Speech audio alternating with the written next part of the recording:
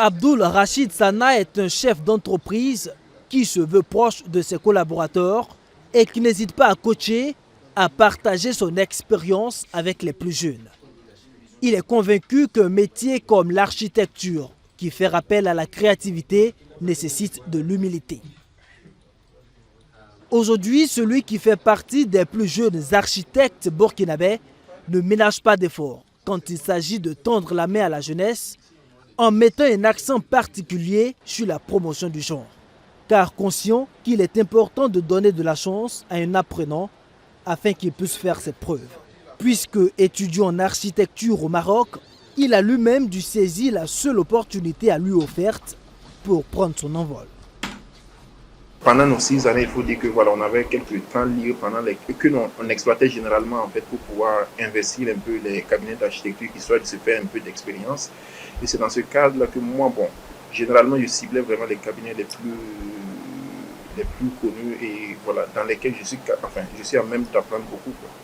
Donc j'étais généralement dans le même cabinet et j'ai même été recruté bien avant d'avoir fini mes études d'architecture. Après 6 ans d'études, il obtient rapidement un emploi dans un cabinet d'architecture au Maroc. Mais le désir de s'installer à son propre compte était plus fort. Et tout part de ce déclic. J'ai eu à travailler avec une grande boîte sur place, collaborer ponctuellement avec une grande boîte pendant une certaine crise là, au Maroc. Et j'ai remarqué en fait que la boîte était partie en Côte d'Ivoire pour chercher l'argent, venir nous rémunérer sur place. Et c'est là que j'ai eu le déclic en fait, puisqu'en ce moment on était toujours salariés, il faut le dire. J'ai eu le déclic, je me suis dit, mais si je travaille pour une boîte au Maroc et que cette boîte-là part chez moi en Afrique subsaharienne pour chercher les fonds et venir me rémunérer sur place, mais autant me lancer moi-même, quoi. Et c'est de là que débute l'aventure Sana Architecture dans son pays, le Burkina Faso, en 2018. 4 ans plus tard, le cabinet fait son petit bonhomme de chemin dans un environnement marqué par l'insécurité et la crise économique qui plombe les affaires. Un contexte qui n'empêche toutefois pas l'artiste de créer, de proposer et de participer à des concours d'architecture à travers l'Afrique. Des compétitions dont il a plusieurs fois été lauréat, notamment au Maroc, en Côte d'Ivoire, au Bénin et au Burkina Faso, où il vient de remporter le concours de la réalisation de la nouvelle école des douanes. Et toutes ces performances ne sont pas le fruit du hasard. Abdul Rachid Sana a une particularité, s'inspirer des matériaux locaux.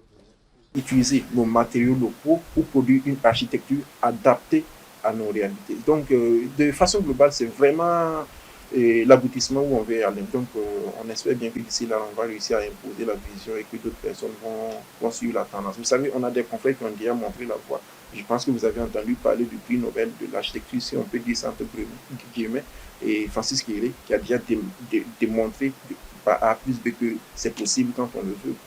Cette vision naît du constat que les théories apprises dans les écoles d'architecture occidentales ne sont pas forcément adaptées aux réalités des pays au sud du Sahara. Les bâtiments vitrés qu'on voit souvent en ville, c'est bien joli de l'extérieur, mais sur le plan fonctionnel, ce n'est pas forcément ce qu'il y a de mieux par rapport à nos réalités bioclimatiques, puisqu'il faut le dire haut et fort, là, nous sommes dans un climat très chaud. Donc, tu peux faire ça, ça sera très beau, mais en contrepartie, tu vas compenser le défaut de conception là, avec de la climatisation.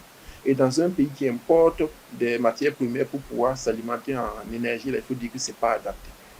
Donc, on a été formé dans ces contextes-là. On vient, on reproduit ça, c'est bien beau, mais en réalité, ce n'est pas encore adapté à nos réalités. Ce style et cet engagement ne passent pas inaperçus chez ses pairs et les organisations œuvrant pour le développement du continent. Le jeune architecte burkinabé a été repéré par les initiateurs du prix PADEV, un trophée africain qui récompense le mérite et l'excellence des personnes dont les actions contribuent au développement de leur pays et de l'Afrique. Il prendra part à la cérémonie de distinction qui aura lieu du 15 au 18 septembre 2022 au Rwanda.